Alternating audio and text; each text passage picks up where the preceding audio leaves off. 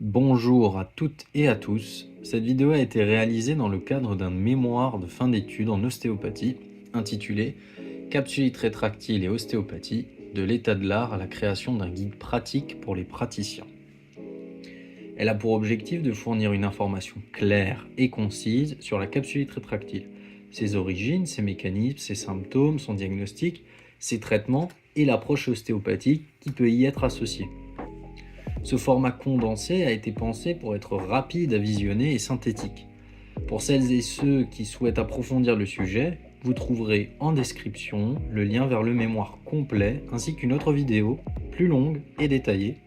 L'ensemble des sources utilisées est référencé en description et dans la bibliographie du mémoire. Ce projet est le fruit de nombreuses heures de travail et représente l'aboutissement de plusieurs années d'études. Nous espérons que cette vidéo vous sera utile et enrichissante. Bon visionnage.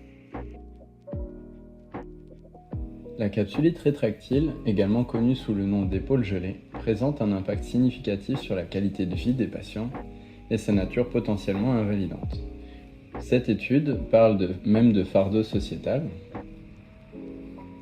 La capsulite rétractile est une pathologie chronique touchant l'épaule, la rendant raide, inextensible et douloureuse.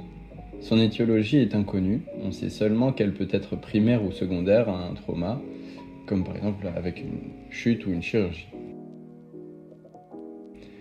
Elle touche 2 à 5% de la population mondiale. Elle possède une incidence 4 fois plus élevée chez les femmes que chez les hommes. La pathologie se développe généralement entre 40 et 60 ans. Le facteur de risque le plus important est la présence d'un diabète de type 1 avec une prévalence de 59% et 76% après 45 ans.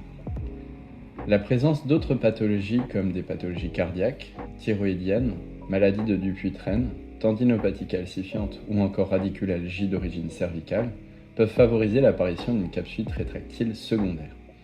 On remarque aussi que le bras non dominant est plus fréquemment touché. Depuis 1975 et la description de Reeves et al.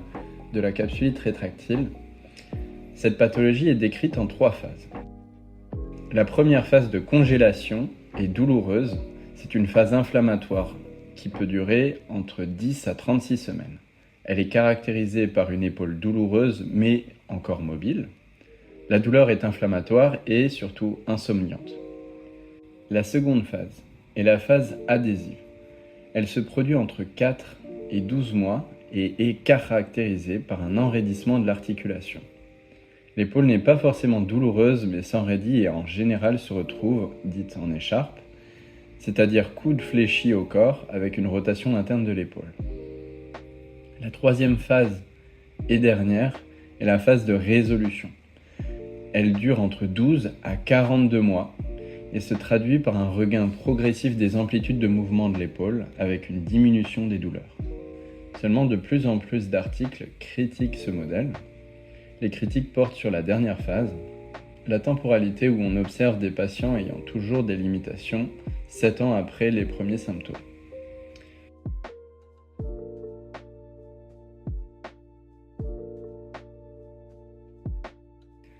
L'inflammation chronique de bas grade.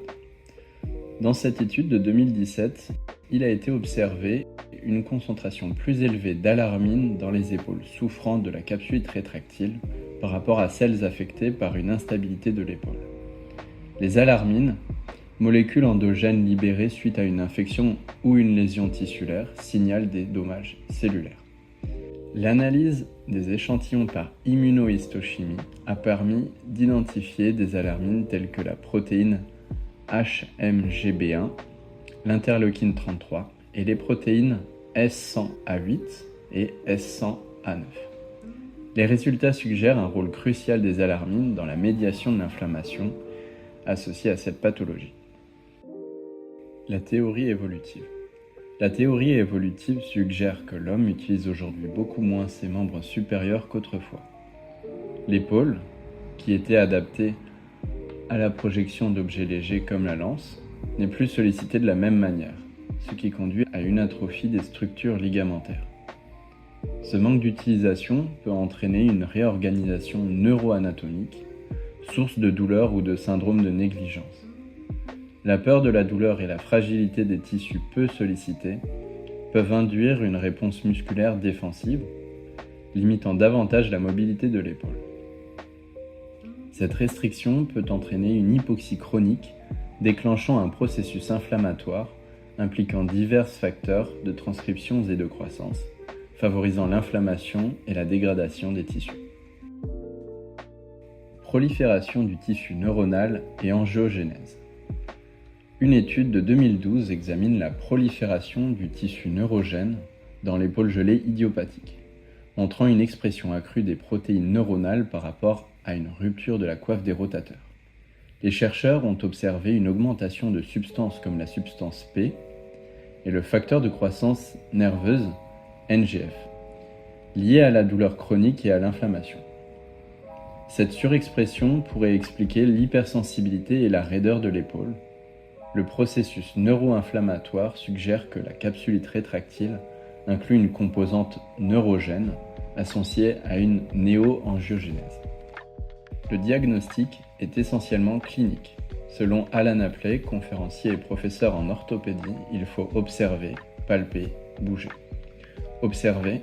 À l'observation, on remarque que le bras du patient au repos est en adduction et rotation interne. Une légère atrophie du deltoïde et du supraépineux peut être présente. Palper. À la palpation, on note une sensibilité diffuse au niveau de l'articulation gléno-humérale, s'étendant vers le trapèze et la région interscapulaire, en raison d'une posture de protection adoptée pour limiter la douleur de l'épaule. Bouger. La rotation externe active comme passive est impossible, c'est un signe pathognomonique. Tous les autres mouvements de l'épaule sont limités. Toujours sur le plan clinique, le Coracoid Pain Test présente une sensibilité de 96% et une spécificité comprise entre 87 et 89%. Ce test consiste à évaluer l'intensité de la douleur à la palpation à l'aide d'une échelle visuelle analogique. Il est considéré positif si la douleur ressentie au niveau de la zone coracoïdienne dépasse de 3 points sur le VA celle des autres régions de l'épaule. L'imagerie joue aussi un rôle dans le diagnostic. Elle est utilisée pour éliminer les autres diagnostics éventuels. L'IRM est la seule méthode d'imagerie à montrer une corrélation avec l'examen clinique chez les patients souffrant de capsulite adhésive. Elle permet de détecter des anomalies telles que l'épaississement de la capsule articulaire, un épaississement du ligament coraco-huméral et son rehaussement après l'injection de gadolinium dans le récessus axillaire, ce qui est lié à une diminution de l'amplitude des mouvements et à la douleur. Actuellement, les traitements sont nombreux et il n'existe aucun consensus scientifique sur la prise en charge de la capsulite rétractile. Aucune thérapie n'est universellement reconnue comme la plus efficace. Les médecins se basent sur leur expérience et non sur des preuves et faits scientifiques. Les différents traitements sont des prises d'anti-inflammatoires non stéroïdiens, des infiltrations de corticostéroïdes, de la kinésithérapie et des chirurgies. Les bénéfices des traitements sont souvent temporaires, ce qui favorise une approche minimaliste appelée négligence surveillée, qui rassure le patient sur la durée de la douleur et encourage des exercices adaptés. Les traitements conservateurs, les corticoïdes oraux et les injections de glucocorticoïdes montrent les meilleurs résultats, tandis que les infiltrations guidées par échographie sont jugées peu utiles. Un traitement en kinésithérapie, combiné à ces injections, est plus efficace, mais la kinésithérapie seule ne l'est pas. Pour les cas résistants, une thérapie manuelle intensive d'une durée d'environ 3 mois peut être envisagée si elle est bien tolérée. La mobilisation sous anesthésie seule ne fournit pas de résultats concluants, mais peut avoir un intérêt quand elle est associée à une capsulodistension. La capsulodistension et l'arthrolyse par arthroscopie ne sont pas recommandées en raison de résultats peu significatifs. Le manque de consensus et de traitement fiable de la capsulite rétractile a mené à plusieurs études sur l'effet de l'ostéopathie. Certains ostéopathes ont même réalisé des protocoles de traitement face à la capsulite rétractile en se basant sur leur expérience clinique. Neil Asher est un de ces ostéopathes. Il préconise une suite de points de compression et de ponçage des muscles de l'épaule. D'autres techniques ont été étudiées au sein d'études scientifiques. La plupart des résultats sont encourageants. Plusieurs techniques ont été testées. On retrouve notamment des techniques myotensives, des techniques de point trigger, des manœuvres de Spencer ainsi que des techniques viscérales. Ces études montrent qu'une technique ostéopathique peut augmenter l'amplitude articulaire. D'autres techniques ont été expérimentées, comme sous la forme d'études de cas, bien qu'intéressantes, elles sont peu représentatives. Les triggers. Pour localiser les triggers de l'épaule, la palpation semble être un outil fiable. Ces points ont tendance à se retrouver en plus grand nombre que chez les patients sains dans les muscles de l'épaule atteints de la capsulite rétractile, tels que le haut du trapèze, la portion moyenne du deltoïde, le supraépineux et le subscapulaire. Afin de différencier un point trigger d'un simple point douloureux à la pression des doigts, il est essentiel que le patient décrit une douleur qui se projette selon une cartographie précise. Pour ce qui est de la réalisation des techniques sur des triggers, la pression manuelle maintenue jusqu'à amélioration des symptômes est la plus adéquate. Le traitement de zones périphériques. Bien que la littérature sur l'effet des traitements des zones périphériques sur la capsulite rétractile soit relativement limitée, certaines études suggèrent des résultats prometteurs.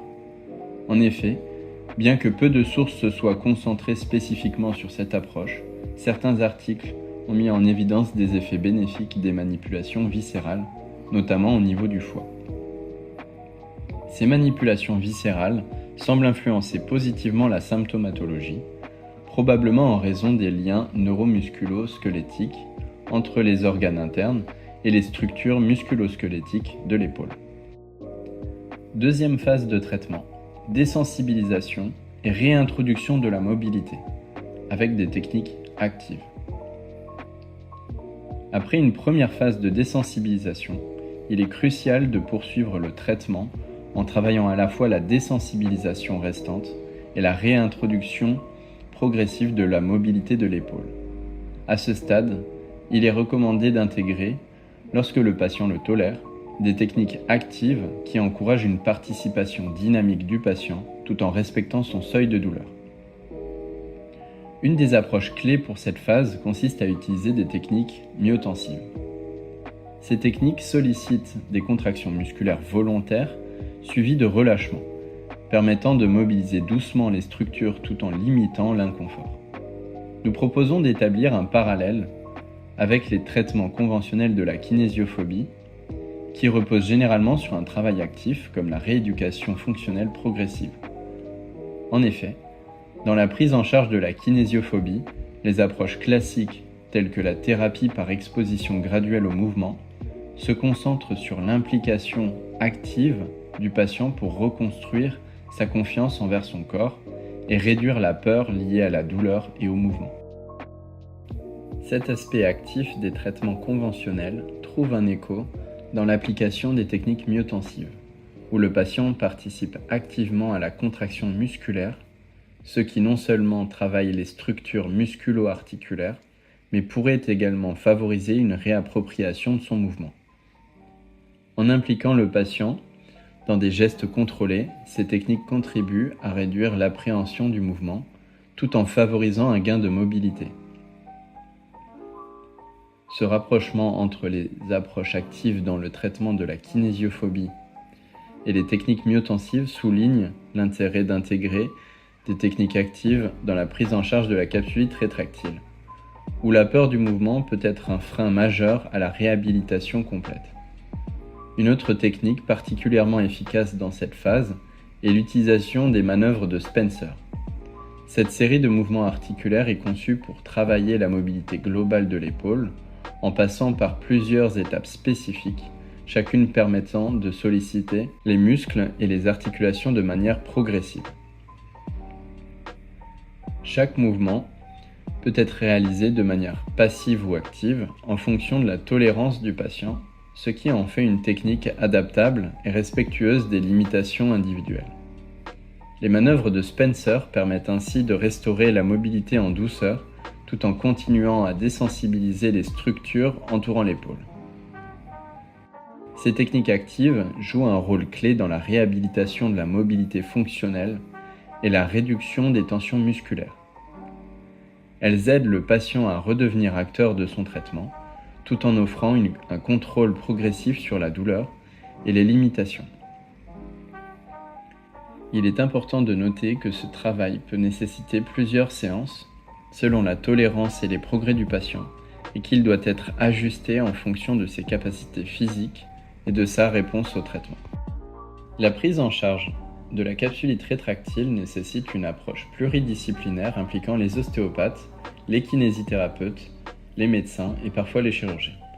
Une collaboration efficace est essentielle pour éviter l'inactivité prolongée et la catastrophisation de la pathologie, tout en maintenant un niveau d'activité adapté. L'éducation thérapeutique doit proposer des conseils constructifs, mais il est crucial de garantir une bonne coordination entre les professionnels de santé pour éviter les erreurs et assurer une prise en charge cohérente. Il est essentiel de fournir aux patients des informations pertinentes, vulgarisées et factuelles, afin de l'aider à mieux comprendre ce qu'il traverse.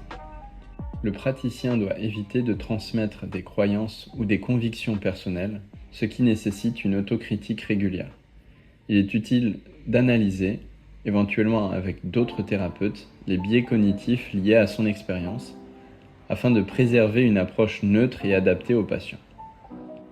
Encourager l'activité physique et les loisirs impliquant du mouvement est également fondamental, car cela peut aider à casser le cercle vicieux de la sédentarité.